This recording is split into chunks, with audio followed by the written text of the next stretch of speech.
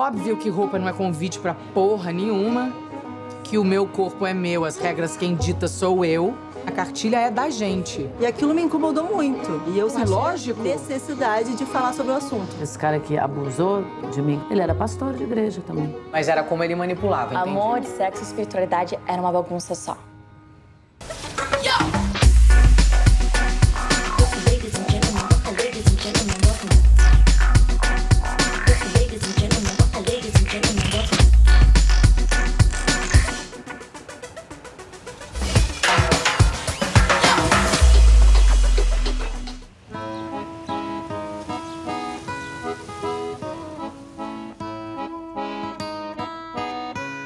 É uma coisa de casa, você vê que eu não precisei da sua aprovação, nem de você se servindo, já cheguei.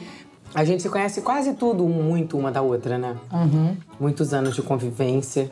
E nessa época que a gente convivia muito, era a época que a gente era modelo, né? Eu tinha 15, você tinha 16?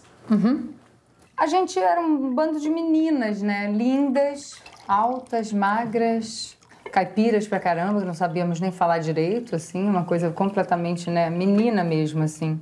E você acha isso um perigo? De uma certa forma, sim. Tinha um negócio meio esquisito. Não sei se você se lembra disso, assim.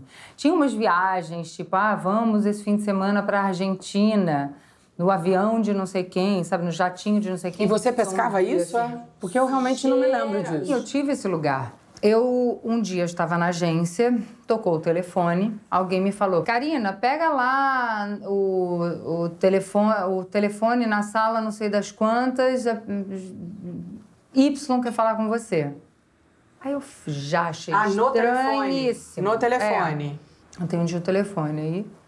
Oi, Karina, tudo bem? Então, eu tô mandando meu motorista passar aí pra te pegar e a gente vai num restaurante. Um restaurante muito bom, que você vai gostar muito. Vou te levar pra... vai? E daqui a sei lá quanto tempo o motorista tá passando aí pra te pegar. Me deu um gelo. Sabe quando você fica petrificada internamente? Eu falei, meu Deus, como é que eu vou sair dessa agora? Me deu uma presença de espírito. Eu falei assim, tá bem, pode passar então. Meu pai vai adorar conhecer esse restaurante também. E meu pai nem tava em São Paulo. Eu blefei, assim, muito na cara dura. Aí ele falou assim... Ficou um pouco em silêncio e falou, era já um senhor de idade, tá? Devia ter, na época, uns 50 anos. Aí ele ficou em silêncio e ele falou assim, Karina, eu tô chamando você pra almoçar. Eu preciso conversar com você, coisas que seu pai nem, né? Não é do interesse do seu pai, coisas de trabalho e tal. Eu falei, olha só, eu acabei de chegar de Jabuticabal, eu tenho 15 anos, não tem nada que eu precise conversar com você que meu pai não possa saber. Desliguei o telefone tremendo na base. Eu acho que eu fiquei com muito medo deles me mandarem embora da agência. Claro, sempre pautada no medo, entendeu? Claro. E depois, inclusive, neste mesmo dia, eu saí. E a hora que eu voltei, eu ouvi uma pessoa da agência falando assim... Cara, a Karina Zeviani é uma filha da puta. Basicamente falando isso, entendeu? Mas depois desse episódio, nunca mais ninguém mexeu comigo. Porque eu acho que internamente... Todo mundo se comunicou, né? E comunicaram os velhos cebosos, que, tipo, ali não chega. Que não... Quando você lembra disso, você lembra com dor? Você lembra com o quê? Com nojo, né? Com dor nojo? Nenhuma. Ué, não sei, eu tô te perguntando. Não, dor nenhuma, imagina. Com asco, né? Com uma coisa assim, com... Nossa, uma repugnância, assim, enorme. Nossa.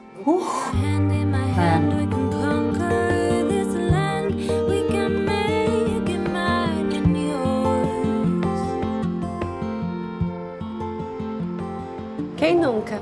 Pelo menos das pessoas que eu converso, 10 entre 10 já sofreram algum tipo de assédio e abuso, 9 entre 10. Eu achei que o que eu tinha sofrido era assédio. Daí, um dia, dando entrevista sobre esse tema para a Xuxa, eu descobri que eu já sofri assédio, mas que o que eu sofri na infância foi abuso. Porque quando tem toque, é abuso.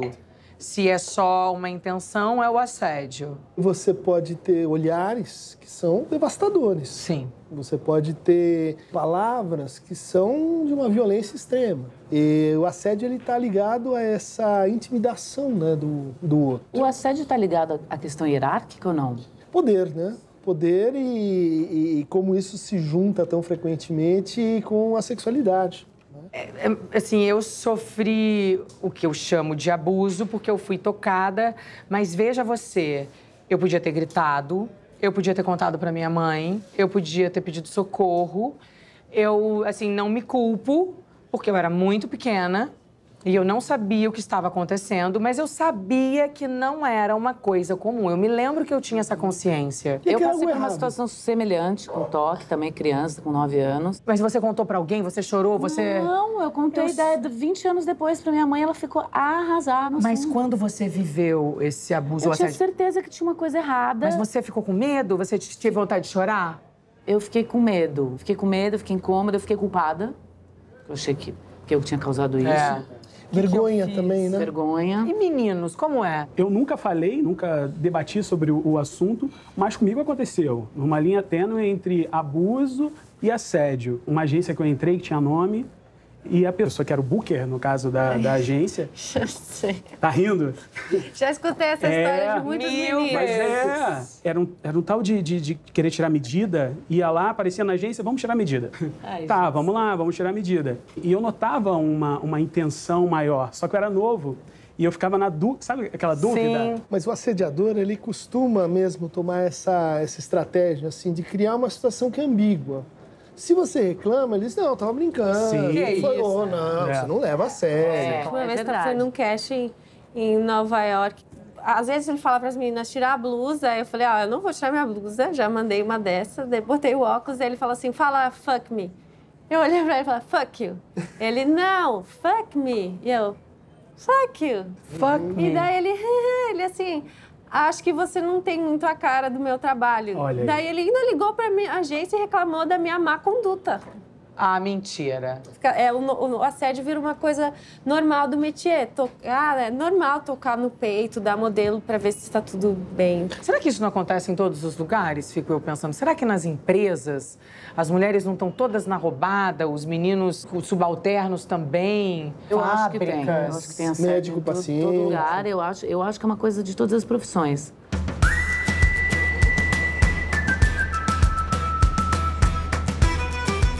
Já comecei, que o bom é assim, é de verdade, é ao vivo. Tô aqui com as garotas super poderosas do esporte brasileiro e donas de uma voz maravilhosa. Vou vir aqui um pouquinho, ó, pra frente, aqui, ó.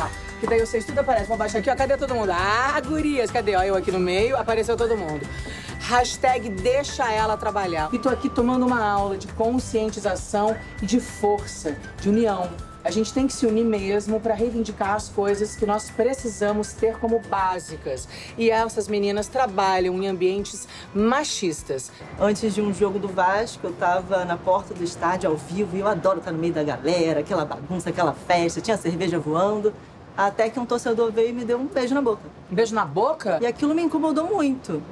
E eu senti lógico. necessidade de falar sobre o assunto. E aí, quando eu falei, as minhas amigas aqui me apoiaram, falaram, vamos fazer alguma coisa além? E aí eu recebi todo esse apoio e me deixou mais forte para falar cada vez mais sobre o assunto. Eu achei muito importante essa união da gente. Porque tava todo mundo já um pouco cansado, né? Quando aconteceu com a Bruna, já tava rolando um desgaste, um esgotamento geral por várias situações. É meio rotineiro mesmo?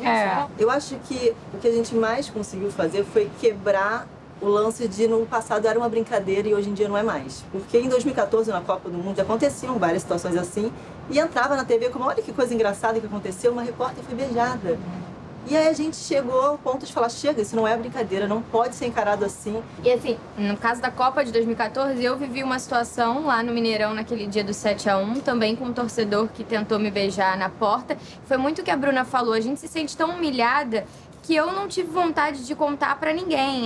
Meu pensamento era assim, tomara que não tenha aparecido na televisão. Tanto que quem tava no retorno falou pra mim, fica tranquila, que tava passando uma imagem na tela, a gente viu aqui dentro, mas no ar não apareceu. E muita gente questiona, mas pô, você tava no meio dos homens. Muita gente coloca como se a culpa fosse nossa também. Porque uma hora é o beijo, né? Outra hora é passada de mão. E muitas vezes é o vagabunda, vadia, filha da puta, você não deveria estar aí. Eu passei uma situação que me chamou... Vou investigar seu Mas o cara passa e te xinga? O tempo não passa, ele passa 90 minutos te xingando quando você tá na beirada do gramado. Né? Então, assim, eu comparo isso a sessões de tortura, né? É uma agressão moral que você dorme pensando naquilo. Ou em transmissão a gente fica na beirada. Nossa, né? É no meio da quando torcida, fala transmissão, gente. é quando a gente vai ficar aqui na beirada do campo, apoiando. Porque aqui tem atletismo, né? Então tem uma diferença. Mas, por exemplo, os estádios muito pertinho. São mais próximos, atrás do gol. Tudo. Porque quando você vai dar a volta pra vir, você vai dando a volta, escutando todo tipo de coisa. Do gostosa ao piranha, mas tudo que te constrange. O movimento, ele tem, além dessa questão de dizer, olha, isso não é aceitável, de mobilizar as autoridades para que elas cumpram o seu papel mínimo, que é num estádio, verificar uma situação dessa e levar para a autoridade e falar, olha, isso aqui é uma infração, como acontece com o racismo, né? Isso aqui é uma infração prevista no Código Penal. Diferenciação, né? De gênero também. Então, é ofensa, etc. A gente vai sensibilizando também as pessoas que estão próximas a gente aos pouquinhos, porque hoje em dia, depois de tudo isso, um cinegrafista, um produtor já percebe aquilo, ele mantém a câmera ligada e ele aponta. Se você não pode fazer nada contra a multidão toda, você pode pelo menos registrar. Hoje em dia ele já está percebendo. E aí ele te ajuda de alguma forma. Então, hashtag deixa ela trabalhar e deixo aqui registrado a minha admiração por vocês, pela coragem. Parabéns, meninas superpoderosas. Hashtag deixem ela trabalhar. Porra!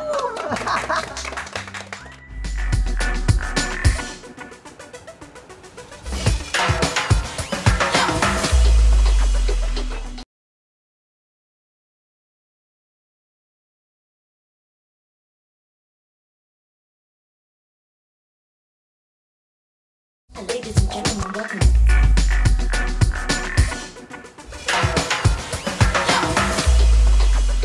Quando você lembra disso, você lembra com dor? Você lembra com o quê? Com nojo, né? Com dor nojo. nenhuma. Com asco, né? Mas comigo aconteceu uma linha tênue entre abuso e assédio. Uma hora é o beijo, outra hora é a passada de mão, e muitas vezes é o vagabunda, vadia.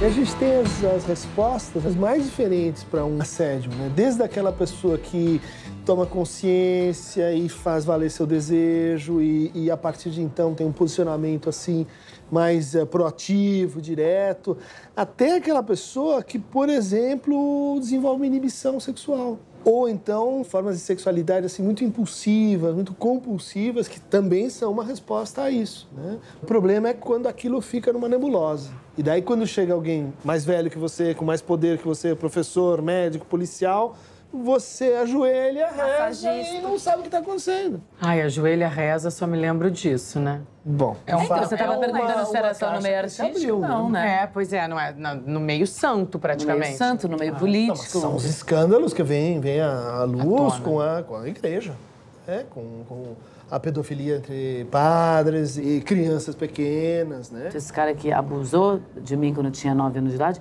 ele era pastor de igreja também. Eu acho que é o poder quem dá são as próprias pessoas.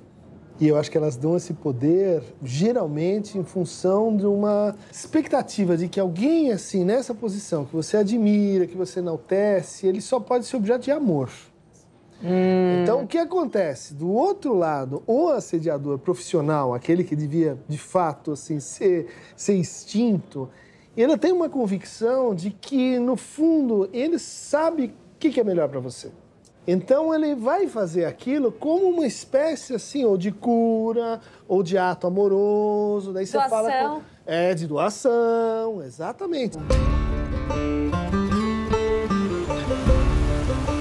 Eu nasci no Brasil, nasci em São Paulo e fui aprender português muito depois porque nasci numa comunidade americana no Brasil, chamava The Children of God, os Meninos de Deus. Ele começou nos Estados Unidos e veio para o Brasil, como veio para o mundo inteiro e se espalhou comunidades pelo mundo inteiro. Começou nos épocas 60, bem na época dos hippies, com um homem chamado David Brantberg. E o David Brantberg, ele queria servir Deus de uma forma muito livre. Então ele falou, vamos fazer uma comunidade onde você vai poder conhecer um Jesus revolucionário. Então foi tudo que todos os hippies queriam. Que é bastante sedutor, né? Sim, sim. Muito sedutor. E no início era uma comunidade linda, como muitos saem por aí com pessoas com ótimas intenções. A comunidade ela começou a crescer, então chegou uma época que a comunidade não estava conseguindo fazer dinheiro para sobreviver.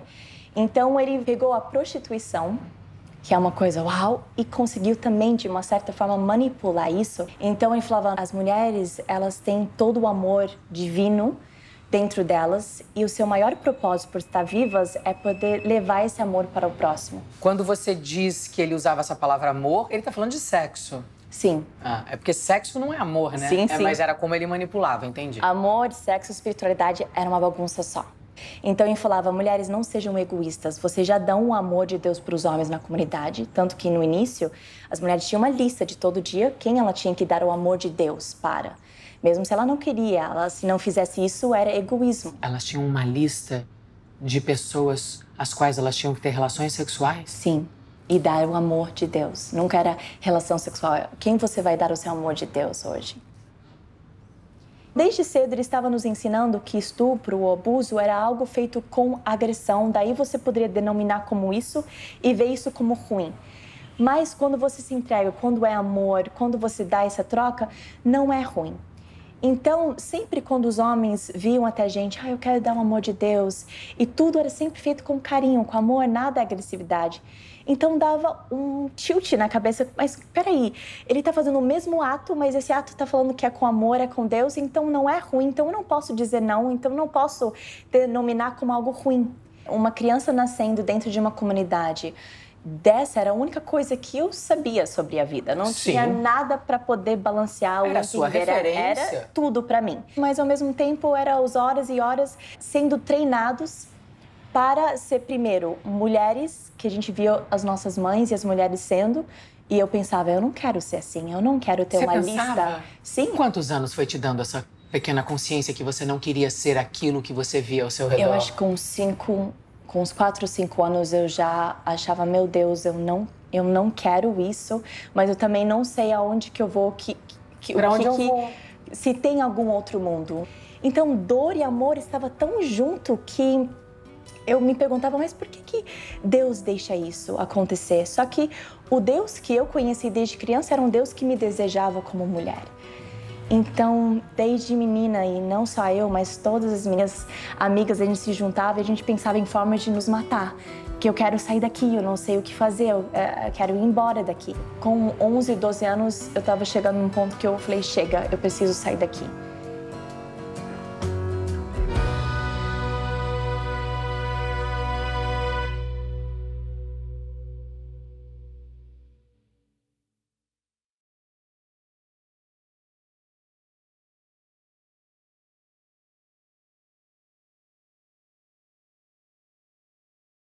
Ladies and gentlemen, welcome.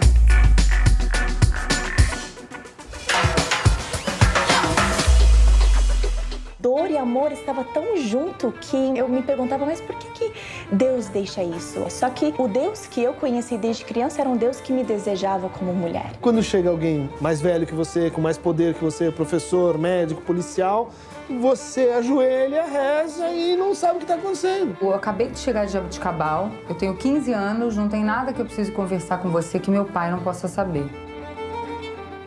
Por isso que eu acho que a informação é muito importante. Pra fortalecer as pessoas, né? Desde criança, sim. E as pessoas não querem falar de sexualidade com criança. E aí, quando a gente tem a oportunidade de falar sobre sexualidade, eles prestam muita atenção e falam, olha, meus pais nunca me disseram isso. Em geral, moralidades mais conservadoras, o que elas dizem? Criança não tem sexualidade, a gente não deve falar sobre isso. Para não despertar. Para não despertar, para não colocar o germe nocivo ali. E daí se estabelece isso como regra. Daí acontece um assédio, o que é que você disse para seu filho? Nada. Não fale sobre isso. Então não fala sobre isso. Essa onda que está no Brasil agora de proteger as crianças, de dizer que não tem que ter educação sexual, que não tem que ter discussão sobre gêneros, de isso que eu tava falando. Imaginar que os professores estão sexualizando as crianças, é uma coisa tecnicamente indecente que a gente tem que dizer que abolir. Isso é um atraso de 50 anos. E isso cria o assediador. Claro, porque blinda ele. Isso. A gente não toca no assunto, ele tá no ambiente, exatamente. E a criança fica indefesa.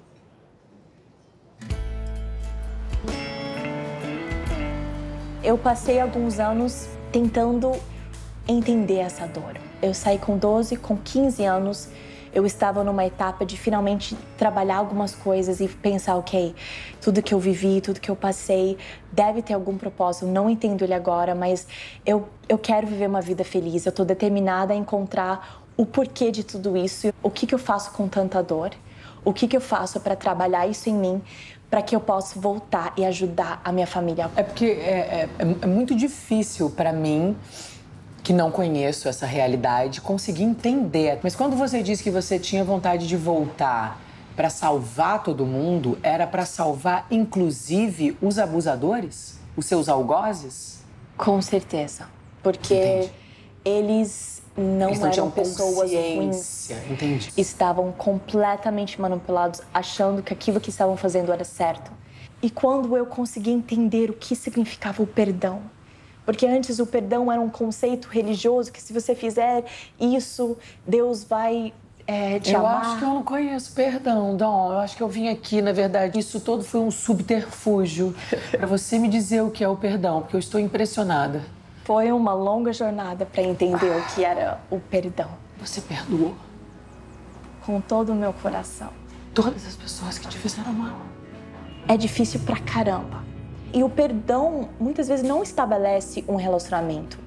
Muitas pessoas, eu perdoo, eu libero, eu não tenho relacionamento e nem quero ter. Isso não significa que eu sou uma pessoa rancorosa. Isso não significa, né? O amor não é você deixar as pessoas entrar na sua casa e te machucarem. O perdão é simplesmente eu não carrego mais a sua sombra em mim. E eu vou ser livre. Eu vou ser uma pessoa onde aqui habita amor. Aqui não habita a densidade da dor, do rancor. Porque isso, quando você sente esse rancor, é a sombra do outro em você ainda. Na verdade, tem muitas pessoas que eu não conseguia enxergar a luz, que eu nunca via a luz. Pois é, eu acho até que tem pessoas que não têm luz. Tem sim.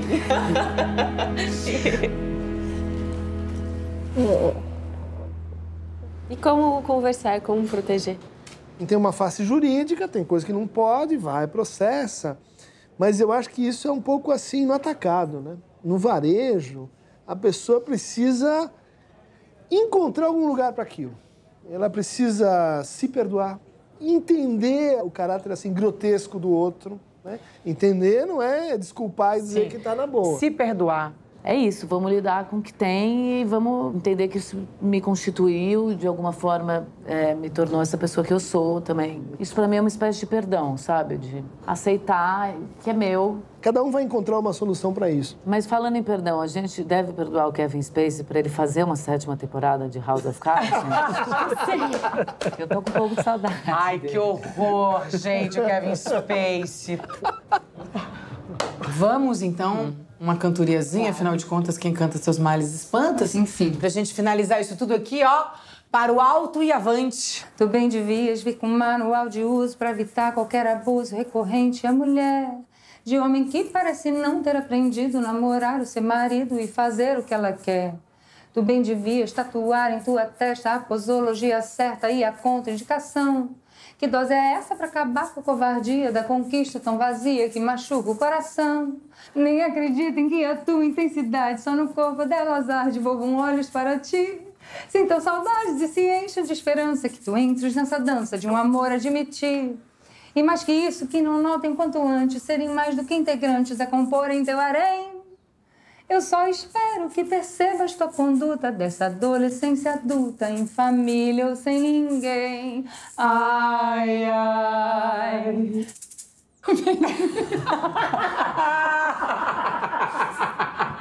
Tô improvisando.